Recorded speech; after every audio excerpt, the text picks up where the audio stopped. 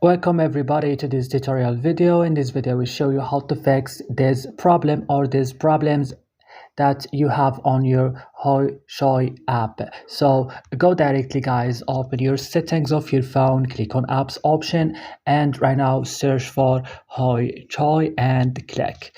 Right now you will find this list of options. Open storage, click clear cache only and back. Click on force stop, click here OK. Open your battery, make it on optimized mode. Right now guys, you have to turn on your airplane mode and turn off it. After this, go to Play Store or App Store if you use iPhone, and right now search for Hoichoi and you need to update it. And after this, restart your phone after the update and your problems will be solved. Don't forget to like and subscribe in our channel. See you in another tutorial.